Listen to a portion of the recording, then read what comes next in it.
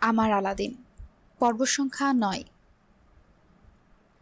রাস্তার মোড়ের টং দোকানটায় বেশ কয়েকদিন বাদে বন্ধুদের আড্ডা বসেছে আজ।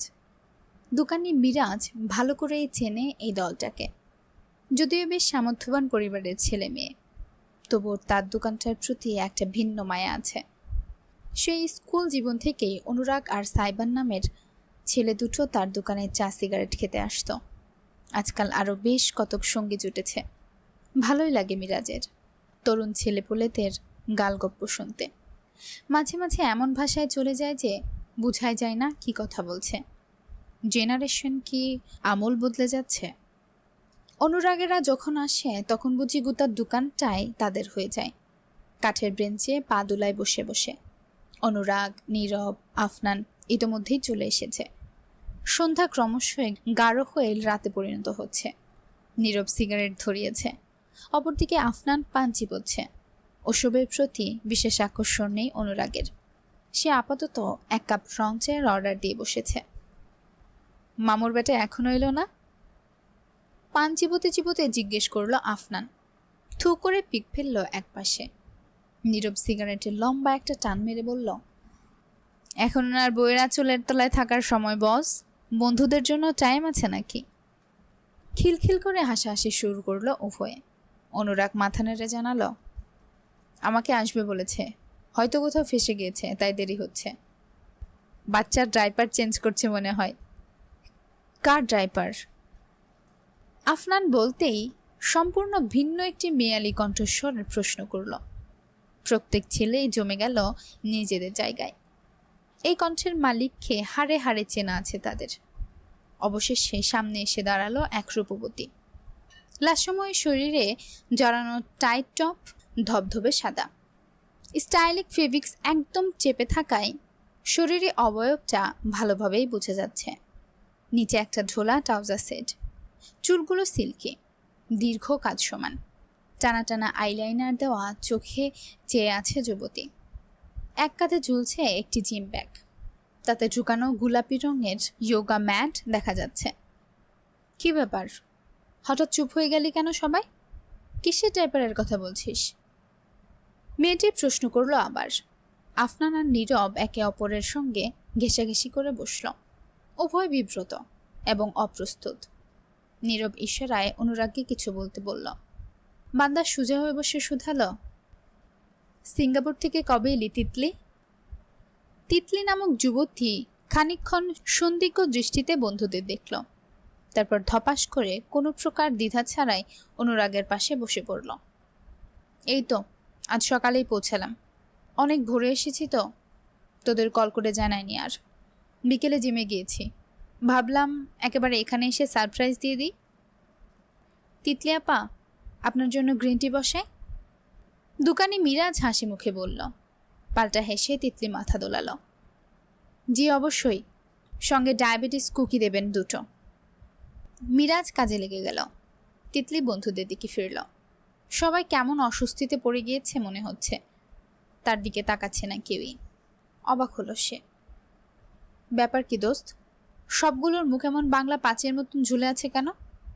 আর by the way, mister DJ কোথায়? দেখছি না যে, এখনো আসেনি। অনুরাগ তিতলির দিকে তাকিয়ে বলতে নিল, মানে তিতলি শোন, আসলে সাইবান। ইয়ো ব্রোস। দূর থেকেই সাইবানের উৎফুল্ল কণ্ঠের ডাক স্পষ্ট ভেসে এলো। সকলে মাথা তুলে তাকিয়ে দেখল। সড়কের ওপর প্রান্তে বেয়ে এগিয়ে আসছে সাইবান। হেঁটে আসছে না, গাড়িতেও আসছে না, তার পায়ে ডাবল রোলার সোজ, ভারী কেটসের মতন জলজলের জুতোর নিচে জোড়া চাকা বসানো। পা দুটো রোল করে রাস্তার উপরে স্কাইডিং করে এগিয়ে আসছে সাইবান। একেবারে দোকানের সামনে এসে ব্রেক কষে গেল সে অভিজ্ঞ ভঙ্গিতে। আমাকে ছাড়াই শুরু করে দিয়েছিস, বেয়াদবের দল। মিরাজ মামা, এক কাপ ঘন ব্ল্যাক কফি দাও তো, চিনি 2 চামচ। আরে তিতলি। ধপাস করে তিতলির পাশে বসে হাত বাড়িয়ে নীরবের হাতের প্যাকেট থেকে একটা সিগারেট ছিনিয়ে নিল সে। লাইটারটাও হাতিয়ে ঠোঁটে পড়ে ধরাতে ধরাতে সাইবান প্রশ্ন করল, সিঙ্গাপুর ভালো লাগেনি? বিনা নোটিশে দেশে ল্যান্ড করলি যে? সাইবানকে দেখেই বিরাট হেসে কোনো প্রকার ভনিতা ছাড়াই নিজের দুবাহু জড়িয়ে আলিঙ্গনে বেঁধে ফেলল তিতলি। তোদের ছাড়া আমার কবেই ভালো লেগেছে মেরে জিনি। সাইবান হালকা হাসল। এক হাতে সিগারেট ধরে অন্য হাতে তিতলির পিঠ চাপড়ে দিয়ে আলিঙ্গন ভেঙে ফেলল। ও, সিঙ্গাপুরের ছেলেরা বুঝি এতই দুর্বল? জিনি। চটাস করে একটা সাইবানের বাহুতে ঘুষি বসিয়ে দিল তিতলি। শব্দ করে হাসতে হাসতে সিগারেটে মনোনিবেশ করল সাইবান। আর চোখের সামনে তাকাতেই দেখল নীরব আর আফনান মিলে তাকে কি যে ইশারা করছে, অথচ ইশারার অর্থটা সে হুট করেই ধরতে পারল না। তিতলিও খেয়াল করেছে বিষয়টা। কি সমস্যা, কেউ একবার বলবি আমাকে? এসে থেকে দেখছি কেমন অদ্ভুত আচরণ করছিস সবাই। গলা খাঁকড়ে দিল অনুরাগ। অদ্ভুত? আমরা না তো। তারপর বল তিতলি, সিঙ্গাপুরে কি কি দেখলি? কথা ঘুরিয়ে ফেলতে চাইল সে, ততক্ষণে সবার চা এসে গিয়েছে। নিজের গ্রিন টি এর কাপে লম্বা একটা চুমুক দিয়ে আরামের নিঃশ্বাস ফেলে তিতলি নিজের সিঙ্গাপুরের ট্যুর কাহিনী বলতে শুরু করল। তিতলি চৌধুরী সাইবানের গ্রুপের পঞ্চম সদস্য। একমাত্র মেয়ে হওয়ায় তার আলাদাই একটা আদর আছে গ্রুপের মাঝে, সঙ্গে চাহিদা এবং সম্মানও। ফ্যাশন ডিজাইন নিয়ে পড়াশোনা করছে সে। বর্তমানে একজন বিউটি ইনফ্লুয়েন্সার হওয়ার পাশাপাশি বিভিন্ন ধরনের কাজের সঙ্গে যুক্ত আছে। হালকা পাতলা মডেলিংও করে বেড়ায়। সাইবান তিতলির কাহিনী শুনতে শুনতে আয়েশ করে সিগারেট ফুঁকছিল। কাহিনী শেষ করে তিতলি হাত বাড়িয়ে তার ঠোঁট থেকে আধ খাওয়া সিগারেটটা নিয়ে নিজের ঠোঁটে পুরে দিল। বিনা দ্বিধায় দীর্ঘ এক সুখটান দিয়ে বলল, অনেক হয়েছে আমার গল্প, এবার তোদের কথা বল। এই 1 মাসে কি কি মিস করলাম? আফনান, নীরব, অনুরাগ প্রত্যেকে একে অপরের দিকে চাওয়াচাই করে শেষেমেশে সাইবানের দিকে তাকালো। ছেলেটার অবশ্য হেলদোল নেই। সে পারছে না শুধু ব্রেঞ্চের উপর শুয়ে পড়তে। ব্রেঞ্চের সাথেই লাগোয়া একটা জলপাই গাছ থাকায় সুবিধা হয়েছে তার। পায়ের ওপর পা তুলে ঝুলাতে ঝুলাতে এদিক সেদিক তাকাচ্ছে। কেউ তেমন কিছু বলছে না বিধায় তিতলির সন্দেহ হলো। পাশ ফিরে সাইবানের উরুতে হাত রেখে সে বলে উঠল, ভালো কথা, তুই কি আজকে ফ্রি? শোনেই, তাহলে চল আমরা সবাই মিলে একটা স্পিডিং করে আসি। অনেক দিন করি না, বেশি দূরে না, এই চট্টগ্রাম মহাসড়ক অবধি যাব। সাইবান পা নামিয়ে সোজা হয়ে বসল। মাথা খারাপ?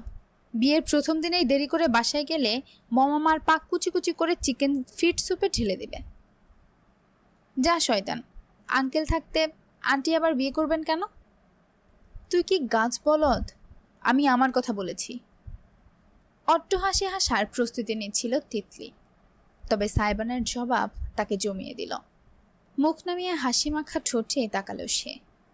বিশ্বাস করছে না এখনো। জিনি প্লিজ, মজা করিস না। তোরা সবাই মিলে আমাকে বোকা বানাতে চাচ্ছিস, তাই না? প্র্যাঙ্ক করছিস। আমি কিন্তু বুঝে ফেলেছি। এবার বলদ হব না, হব না। আঙুল নেড়ে নেড়ে বলল তিতলি। তবে বাকি সকলের থমথমে চেহারা দেখে এই মুহূর্তে আন্দাজ করতে পারল কিছু একটা গড়বড় আছে। সাইবান তার আঙুলটা চেপে ধরে আস্তে করে নামিয়ে দিল। স্বাভাবিক গলায় জানালো, তিতলি, আই এম ম্যারিড। স্তব্ধ হয়ে চেয়ে থাকলো তিতলি। সাইবানের মুখ পানে দীর্ঘক্ষণ। তার জল জলে নয়নছুড়া আপাদমস্তক পর্যবেক্ষণ করলো সাইবানকে, যেন বিয়ের কোনো প্রমাণ তার শরীরে লেপ্টে আছে। সাইবান সরে বসে বলল, সরি, সবকিছু এত তাড়াহুড়োয় হয়েছে যে তোকে জানানো হয়নি। ভেবেছিলাম তুই ফিরে এলে একেবারে বলবো। তিতলি বাকি বন্ধুদের দিকে তাকালো। অনুরাগ, নীরব, আফনান প্রত্যেকে অপরাধী ভঙ্গিতে মুখ নামিয়ে নিল। পরিস্থিতি এতটাই গুরু গম্ভীর হয়ে দাঁড়ালো যে দোকানি মিরাজ অব্দি নিজের কাজ বাদ দিয়ে হা করে চেয়ে আছে দৃশ্যপটে। কয়েক মিনিট কাটল পিনপতন নীরবতায়। তারপর তিতলির কাট কাট কণ্ঠের ধ্বনিত হলো, ওরা ডাইপারের কথা বলছিল, বাচ্চাও ফুটিয়ে ফেলেছিস নাকি? সাইবান মেয়েটির কণ্ঠস্বর শুনে খানিকটা অবাক হলো। না, ব্যাপারটা অমন নয়, ইটস কমপ্লিকেটেড। আসলে আমার খালা তো। স্টপ জিনি, থাক, আমাকে আর কিছুই বলতে হবে না তোদের আর কোনো দিন। শটান হয়ে দাঁড়িয়ে পড়ল তিতলি। নিজের গ্রিন টির বিল নিজের পকেট থেকে বের করেই মিরাজের হাতে দিয়ে ব্যাগ তুলে হনহন করে হাঁটা দিল। সাইবান লাফিয়ে উঠে দাঁড়ালো ব্রেঞ্চ থেকে। পেছন থেকে গিয়ে মেয়েটার হাত টেনে ধরল। ওয়েট, কি সমস্যা তোর? কি হয়েছে? এই তো বেশ গল্প করছিলাম। আবার কোনো সমস্যা হয়নি। সমস্যা তো সব তোর। ইউ নো হোয়াট জিনি? ফাক অফ। এর আগে কোনোদিনই এত ঝাঁজ নিয়ে সাইবানের সঙ্গে কথা বলেনি।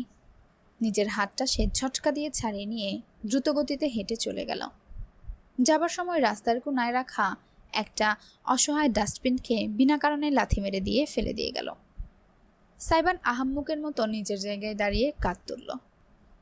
যা বাবা, এর আবার কি হলো? Is it the month? Mood swing হচ্ছে সেকেন্ডে সেকেন্ডে। পেছন থেকে বন্ধুদের হতাশাবোধক শব্দ শুনতে পেল সাইবান। কৌতূহলী হয়ে সে ঘুরে দাঁড়াতেই অনুরাগ দুহাত ছড়িয়ে বলল, ভাই, তুই ছাড়া গোটা দুনিয়া জানে তিতলি তোকে পছন্দ করে।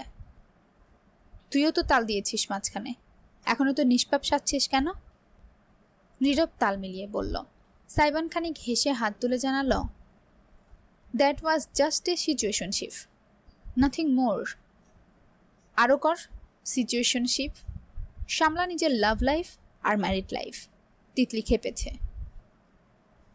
আফনান বলতেই হেঁটে এসে পুনরায় ব্রেঞ্চে বসল Saiban. As if I care. আমার পুরো কথা না শুনেই চলে গিয়েছে, আমার কি দোষ? ঠান্ডা হয়ে যা কফির মগে চুমুক দিতে দিতে কপালে তীব্র এক ভাঁজ পড়ল তার। রাত প্রায় 9টে বেজে এসেছে। লিভিং রুমে বসে ল্যাপটপ ঘাটাঘাটি করছে ইরাম।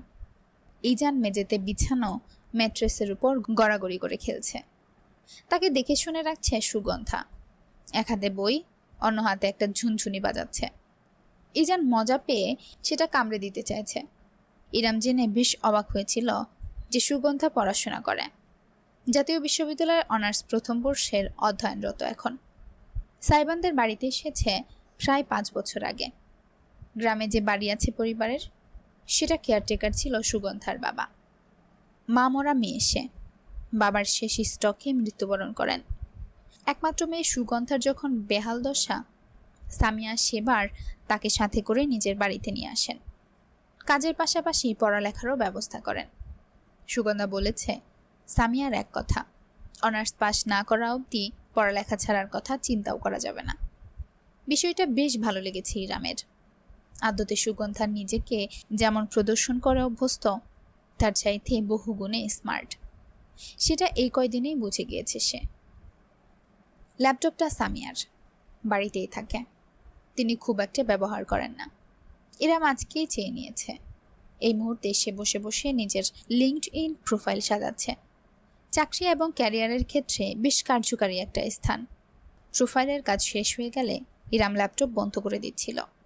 তবে হঠাৎ কি যেন একটা মনে পড়ল তার। সুগন্ধার থেকে জেনেছে আজকাল খুব ব্যবহার করা হয় কিছু এআই প্রোগ্রাম। গুগল থেকে তেমনই একটা প্রোগ্রামে ঢুকে সে মনোযোগ দিয়ে টাইপিং করল। সিচুয়েশনশিপ কি? যতক্ষণ প্রোগ্রামটি তথ্য খুঁজে সময় নিচ্ছে, ইরাম তাকিয়ে তাকিয়ে ভাবল বানান ঠিক করেছে কিনা। সুগন্ধার সাহায্য নেবে, কিন্তু দরকার পড়ল না। প্রোগ্রামটি উত্তর করেছে। সিচুয়েশনশিপ হলো এমন এক ধরনের সম্পর্ক যেখানে দুজন মানুষের মধ্যে ঘনিষ্ঠতা বা আবেগ থাকে, কিন্তু সম্পর্কটা স্পষ্টভাবে প্রেম বা কমিটেড রিলেশনশিপ হিসেবে নির্ধারিত নয়। ইরামের মাথা ঘুরতে শুরু করলো। কি, এমনও আবার কোনো সম্পর্ক হয়? ঘনিষ্ঠতা থাকলে আবার প্রেম হয় না কিভাবে? প্রেম না হলে ঘনিষ্ঠতা থাকে কিভাবে? তার মাথায় ঢুকলো না। সে আবারও টাইপ করলো। বেঞ্চিং কি? বেঞ্চিং হলো ডেটিং রিলেশনশিপের একটা টার্ম, যেখানে কেউ তোমাকে পুরোপুরি রিলেশনশিপে রাখে না, আবার পুরোপুরি ছেড়েও দেয় না। মানে ব্রেকআপ হিসেবে রেখে দেয়। তুমি যেন রিজার্ভ প্লেয়ার, প্রয়োজন হলে ডাকবে, না হলে সাইডে বসিয়ে রাখবে। ইস, ছি। না চাইতেও ইরামের মুখ ফসকে বেরিয়ে গেল। সুগন্ধা মাথা তুলে তাকালো। কোনো সমস্যা আপা? ভরকে গিয়ে দ্রুত সব কেটে ল্যাপটপটা বন্ধ করে ইরাম সোজা হয়ে বসল। বলল, তোমাদের জেনারেশনটাই সমস্যা। সুগন্ধা অবাক নয়নে তাকিয়ে রইল। ব্যাপারটা কি হলো? সে বিনা দোষে কেন কথা শুনল? ইরাম অবশ্য ব্যাখ্যা দিল না তাকে। এমন সময়ে হুট করে বড় গাড়ির হর্নের আওয়াজ ভেসে এলো। ইরাম মেঝে থেকে ইজানকে কোলে তুলে বাইরে এসে দাঁড়াতেই অবাক হয়ে দেখল একটা ছোটখাটো মালবাহী ভ্যান দাঁড়ানো। ভেতর থেকে ধরাধরি করে আসবাবপত্র নামাচ্ছে কয়েকজন লোক। একটা সোফার মতন দেখতে আসবাব, একটা লম্বাটে ট্রলি, তার মাথায় আবার ছোট ছোট খেলনার মতন কী সব যেন ঝুলছে। কাজের তদারকি করছেন সামিয়া। তিনি দুপুরের পর হাসপাতালে গিয়েছিলেন, একেবারে গাড়ি নিয়েই ফিরেছেন। ইরাম শাশুড়ির কাছে গিয়ে দাঁড়ালো। এসব কি খালামণি? মুচকি হাসলেন সামিয়া। প্রয়োজনীয় জিনিসপত্র, তোর লাগবে। আঙুল তুলে সোফার মতন জিনিসটাকে দেখালেন তিনি। ওটা নার্সারি গ্লাইডার, অনেকে ফিডিং চেয়ারও বলে। ব্রেস্ট ফিডিং করানোর জন্য ওটাতে বসবি। আর এটা টেবিল, এখানে ডাইপার চেঞ্জ করবি। ইরাম অবাক হয়ে তাকিয়ে রইল। মা হতে এতগুলো জিনিসের প্রয়োজন হয় তার জানা ছিল না কখনো। তবে এসব ঠিক প্রয়োজন নয়, বরং জার্নিটাকে আরামদায়ক করার জন্য প্রচেষ্টা মাত্র। সামিয়া একজন ডাক্তার, যদিও শিশু বিশেষজ্ঞ নয়, তবে তিনি ভালো মতোই জানেন একজন মা এবং তার সন্তানের কেমন যত্নের প্রয়োজন। কিছুক্ষণের মাঝেই আধুনিক আসবাবে সাজানো সাইবানের রুমটা পরিপূর্ণ হয়ে উঠল অনাকাঙ্ক্ষিত সব জিনিসপত্রে।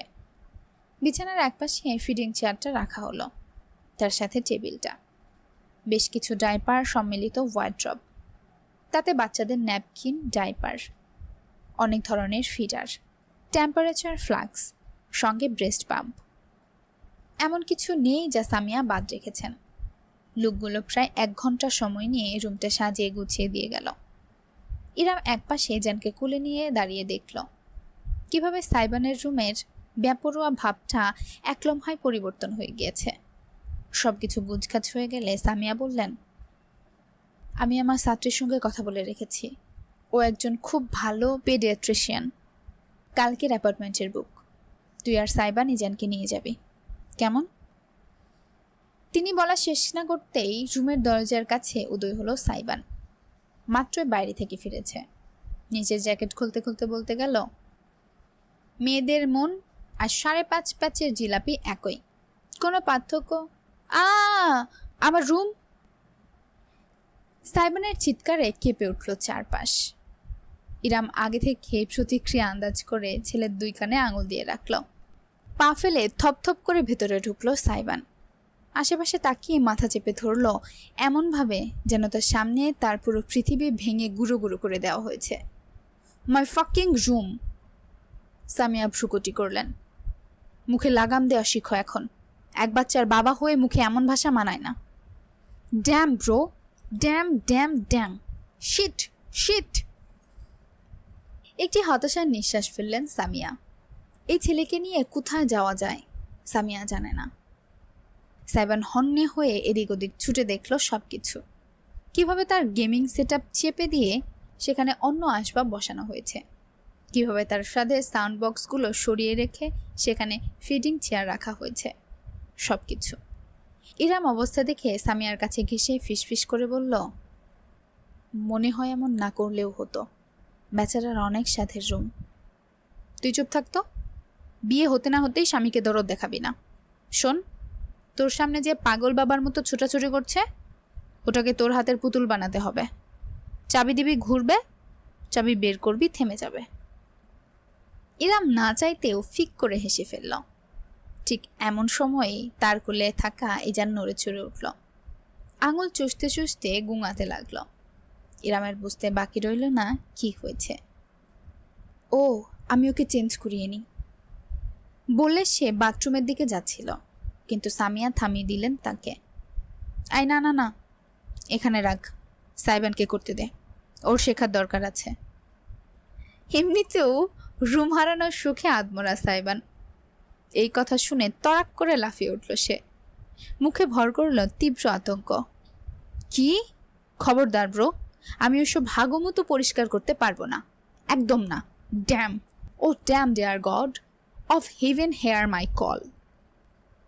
সামিয়া তীক্ষ্ণ চোখে তাকালেন ছেলের দিকে, তারপর আদেশ করলেন, যা ইরাম, ওই টেবিলের উপর রাখ, ডাইপার আছে, শিখিয়ে দে ওকে কিভাবে করিস। ইরাম মানতে না চাইলেও সে ভীষণ বিনোদন পাচ্ছে। সাইবানের মুখটা একেবারে দেখার মতো হয়েছে। ইজানকে সাবধানে সে টেবিলে শুইয়ে দিল। অতঃপর আগের কাপড়ের ন্যাপিটা খুলে ফেলল।